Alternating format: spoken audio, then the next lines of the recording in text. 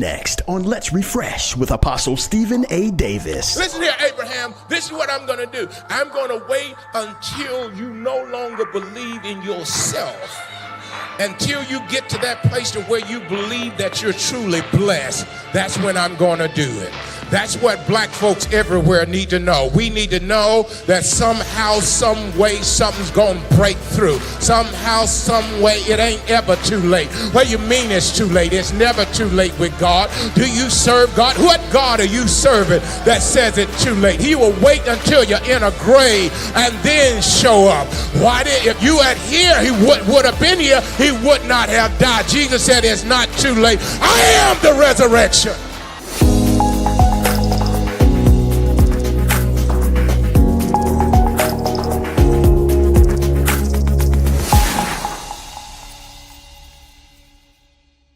Now, as we're talking, and I took a sanity break. I took my girlfriend with me.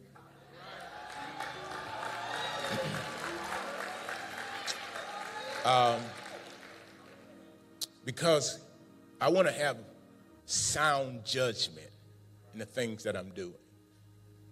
You can stay engaged so long that your judgment is not sound. Now, I'm moving and I'm shifting and I'm pivoting because I was back and forth in a discussion with God because I've been trying to find the thing that I'm supposed to just till the ground in. So I've been looking at this blessing favor thing, and I'm feeling down on the inside that this is mine. You know, some just preach the kingdom, some just preach faith, some just preach healing. You got to find that thing that you are identified by. Now, I noticed that my life as an adult really started to evolve when I got a hold of the fact that I was blessed and I was favored. And then also it kicked in with my family, so I could see the results of the blessing and the favor. I'm not here because I'm better. I'm here because I'm favored and I'm blessed. Not here because I haven't been through anything. In fact, I've been through so much more than I would have chosen to go through. But the only reason I'm on this side of it, and there's more of it, is because I'm blessed and I'm favored. Blessed and favored does not mean that you don't have challenges. In fact, blessed and favored creates more enemies and creates more challenges, but also assures you of more victories. There's something about going through a test and living long enough to give your testimony. Yeah. Now, we all gonna be tested, but do we all get a chance to give our testimony? Now, let me help you here. I'm gonna lay some things out. I'm gonna be very helpful. If you're not the preacher, then you got to be the hearer. While I have this mic, you are the hearer. I am the preacher. When you have the mic, I am the hearer. You are the preacher. In the book of Romans 10, verse 17, book of Romans 10, verse 17, it reads this way. And we can quote it, but I want to read it for the hearers. Lady Davis, that wasn't in yours. I got it after I sent you my notes. So you can just fill yours in. She gets my notes before anybody else does. Isn't that good? Feed your wife before you feed the church. Romans 10, verse 17. So then faith comes by hearing, and hearing by the word of God. Now, those of us who pride ourselves in not being able to hear or not wanting to hear what's being preached, if you pride yourself in that, you've done yourself a serious injustice. Because what you've done is you've eliminated your ability to grow in faith to handle the situation that's coming your way. You've crippled yourself, weakened yourself, because faith comes by hearing, and hearing by the word of God. I don't tell a lot of tales. I preach a lot of word, because you need faith. We've been talking about blessing and favor. You have to believe that it's on you. We can talk about it all day, but you have to believe that blessing is on you and favor is on you. And it is not based on the condition or the season of life that you're in. What you call blessing and favor is when you get a car, when you close on your house, when you get the raise, when you get the promotion, or when you get to do whatever you want to do. That's not necessarily the blessing. I found more of the blessing in the tough times, when they tried to drown me and they couldn't.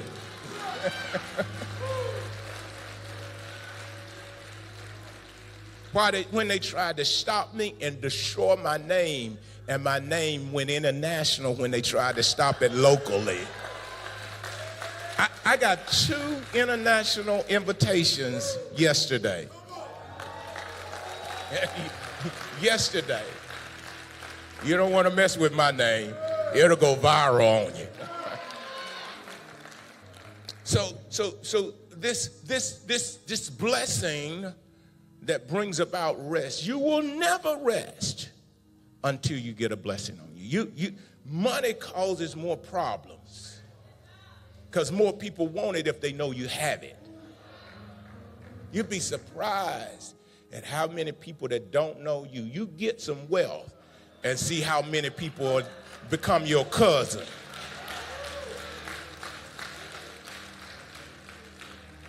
So assets increase can remove rest. But the blessing keeps you at rest when you tell them no.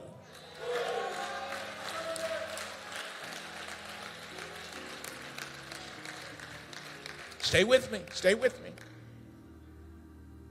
Because you may lose them by telling them no, but you're so blessed you can walk through the rest of your life without them. That's blessed. Blessed is being able to go on without the tormenting person you've been walking with.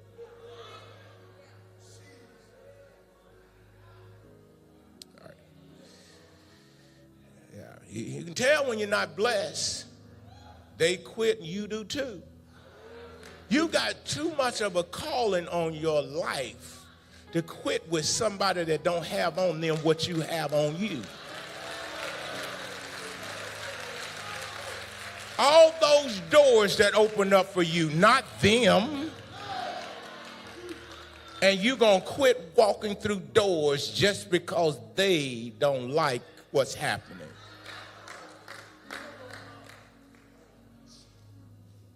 Stay with me. Blessed to receive rest. God had intentions, according to Hebrews 4, verse 1 through 7. He had intentions that when he brought those people out of bondage, y'all remember Wednesday night, those of you who were watching Wednesday night, he did not just bring them out of 430 years of bondage, he brought them out with possession. God had no intentions of them being broke after those horrific experiences. Some of y'all have experienced it, not bad stuff, but horrific stuff. There's some crazy stuff you don't even know how to put words together to explain it. So when they came out, they were to be paid. But they could have shouted, and I believe that group was more excited about the gold, the silver, and the clothing than they were about the promise of rest. God brought them out to take them in. Now, I know traditional preachers said the promise is heaven. That couldn't be the truth because I'm living it now. I just made up my mind. I'm not going to let anybody get on my nerves no more. I just made up my mind. I'm going to let, if they want to be crazy, I'm not going to be crazy with them. I just made up my mind. You will rest when you stop allowing them to emotionally pull you over into the tormenting day that they're in. They can go, you don't have to go with them.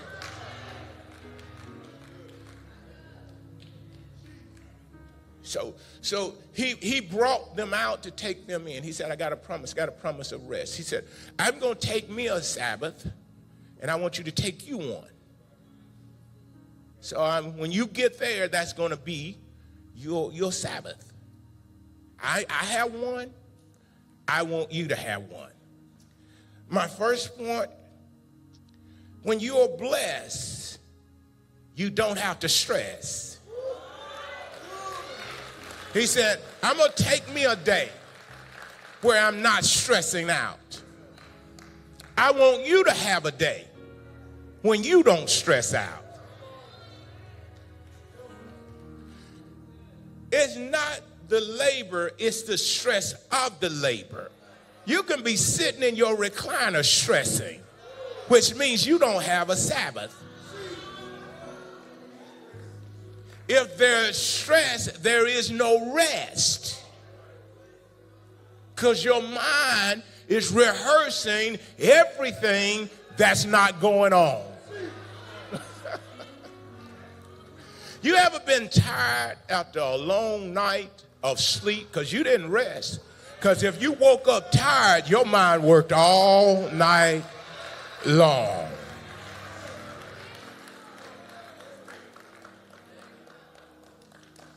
He said, I had a group of people before y'all. And I told them about the rest that I wanted to bring them into. I had it preached to them by Moses. And they didn't believe it. So they didn't get it. See, the challenge in coming to a church like this, you're going to always hear from God when I get on a microphone. You're going to always, that's your prerogative. You hearing from some deranged spirits from your 5-year-old experience. No, that ain't what we hear from this platform. Because nothing that I do and how I preach has anything relatable to the past that I came out of. Okay. So, when you come into a setting like this, you got to open yourself up to a degree.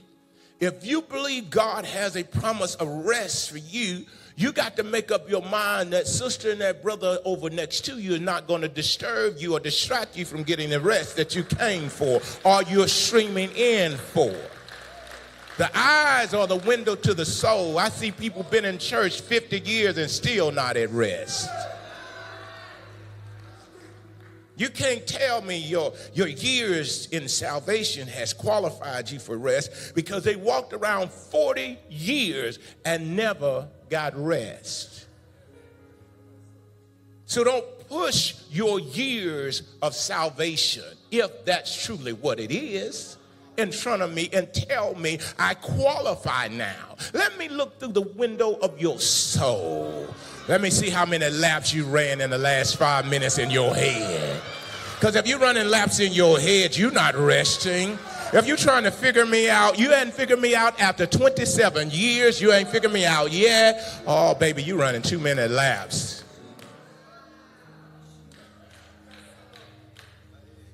So the word was preaching to them as well as to us. They heard it. We heard it. But they didn't mix it, which means they didn't believe when they were hearing. And they're getting jealous of people who are moving, but people who are moving, they're hearing and they're believing. There are people hearing who not believing. And we try to say, well, that stuff don't work. No, your hearing doesn't work. The stuff does work. How can you say it worked? Because it's worked on me. It worked on Lady Davis. It worked on this church. It's been working for a long time. It's not going to stop working. I'm not going to let it stop working. I just got to find more people who have ears to hear what the Spirit of God is saying to the church. Why would you come to church and you didn't want to hear from God?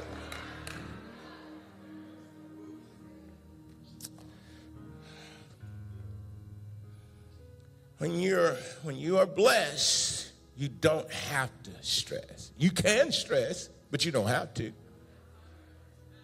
I just think like this. It's going to work out.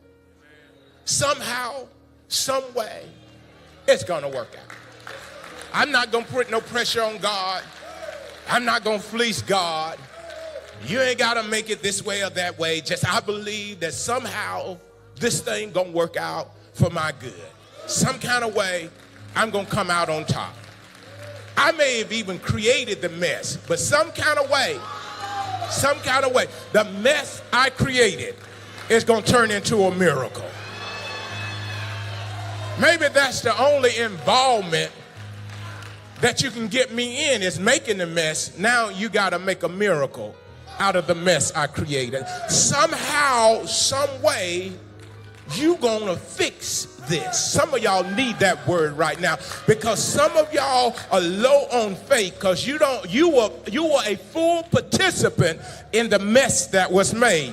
Now you gotta have faith in the word that I'm preaching to know that you're so favored and you're so blessed that that mess that you had your hand in creating is going to go from being dough and be turned into a cake. You got to believe that. Now, if you didn't make a mess, you may want to shy away from me. But if you know you have made a mess and you made some bad decisions, you need to hear every word that's coming out of my mouth right now. Because much of your situation is not the devil, it's just the decisions that's absent from God that caused the mess.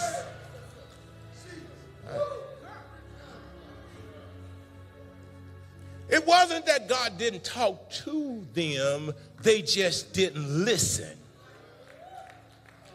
They just wouldn't listen. They wouldn't listen. And it wasn't that God had not already done things for them.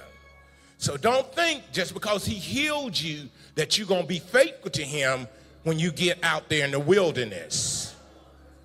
I've seen so many people that God blessed tremendously that act like a fool after God blessed. I'm like, not you. I know not you. You couldn't be tripping like that after what God has done for you.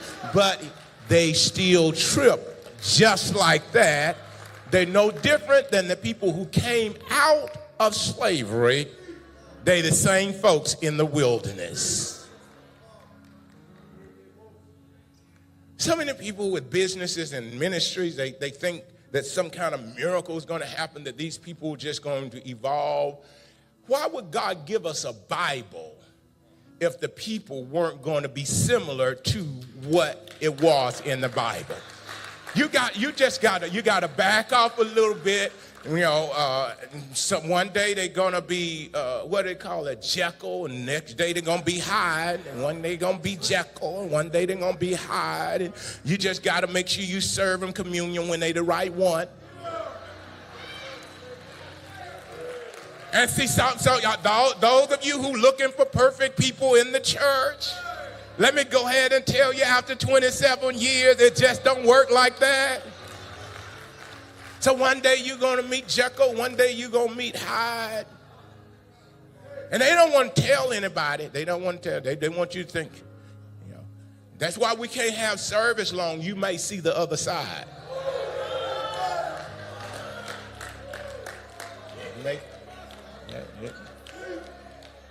And then they want money, but they don't want you to teach about the blessing. I'm not talking about money when I'm talking about the blessing. I'm talking about God's ability to keep you until the money arrives. You know, see, that's the problem. They think they know the word. The blessing means to be fortunate and to be envied by others. It means to be fortunate, meaning God's going to take care of you through every season. But people going to envy you. If you really do your research on envy, it's a jealousy that goes to the point to where they want to murder you. You ain't blessed until somebody wants to kill you.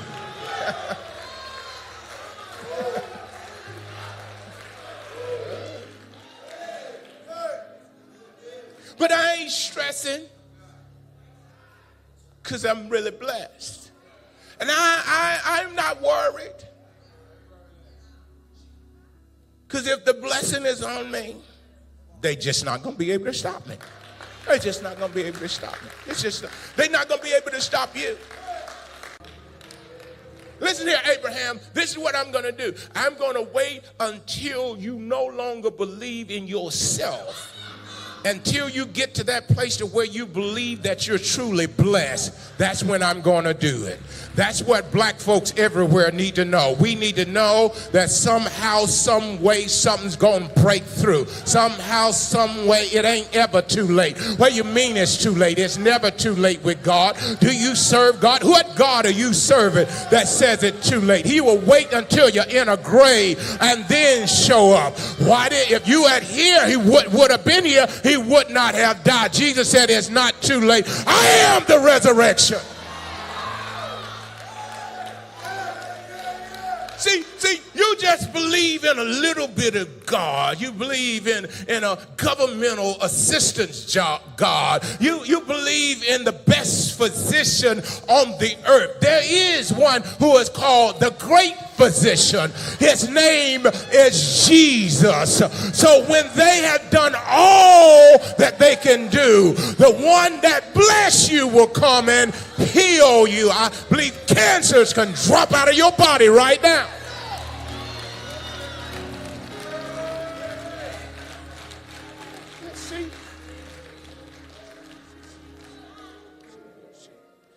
Okay, let's go on.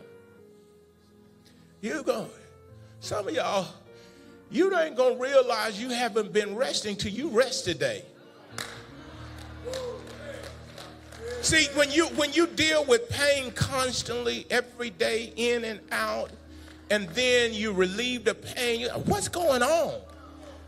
I did not know that people dealt with chronic pain every single day. That's why so many people pass away without going to the emergency room. Say, I've been feeling bad all the time. And if they're feeling bad all the time, they don't know when an urgency comes. But when you get blessed, you're going to start feeling good. My God, I didn't know. My Jesus. You mean I'm not worried today? You mean that demonic force of disturbance in my mind is gone? You mean today I got relieved and I just buried my mama yesterday and I got relieved of grief today? What in the world? Your family members ain't gonna know what to do with you. Not when you leave this service today, because something can come out of you. No, it's got to be about 6 months. No, it can be today if the blessing is on you. See, listen. Now, no disrespect, but some of y'all done got too smart, so the devil lingers too long. So you've gotten so smart, the devil lingers too long. But when you got this blessing on you that I'm talking about, that devil knew when he attacked you, he couldn't stay. He knew when he attacked you, he couldn't set up residence. He knew when he attacked you that he couldn't hang around. He knew when he attacked you that he couldn't kill you. Don't y'all remember Job? That the Lord said you can take everything around him and you can even inflict his body some, but you can't take his life. When a blessing is on you, I know what they said, but you got to know that a blessing is on you, and they can give you the statistic and they can tell you what happened to other people, but the other people don't know and they don't believe in the blessing like you believe in the blessing. So when you believe in the blessing, no matter what you're going through, you need to start shouting and praising God, because when the blessing is on you, it don't matter how much trouble that you're in right now, you're gonna come out on the other side. You don't look like what you're dealing with right now, and the reason you don't look like it is because the blessing is on you.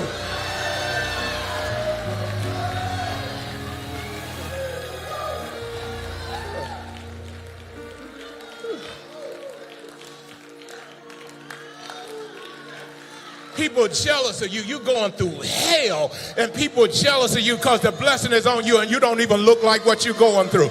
They picking up stones, throwing stones at you, and they don't know what it took for you to get out of your bed and just come to worship. But the blessing is on you. You said, Lord, help me, and he did. But when you know the blessing is on you and you always come and whatever is down is fixed before you get back, that means somebody's got a blessing on you, because some things that go down stay down for months. But if we can get it back up, it means the blessing is on us. And you need to learn how to connect to the blessing and change your language and shift your lips so that we can start enjoying all that God wants us to enjoy. Stop trying to curse what God has blessed. Get in the flow of what God has blessed. If we can put paint on the building, we can get sin out of your life. Get ready for God to do. We ain't got to preach about it. God's ready to give you an upgrade, baby. If it's old, it's going to look good. It's going to sound good. It's going to feel good.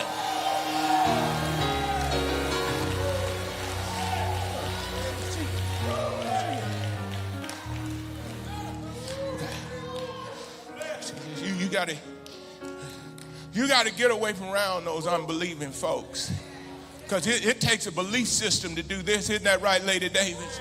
It takes a real belief system. When you're sitting out there and saying, well, I can do this. Can you? Can you really do this? It takes a blessing on your life to do this. You got to be able to attract, and blessing attract. Blessing is not what you get. Blessing is what you attract when it's on you. You attract from the north, south, east, and west. Don't you dare open up a business until you can attract what you need to run the business. Till you know the blessing is on you.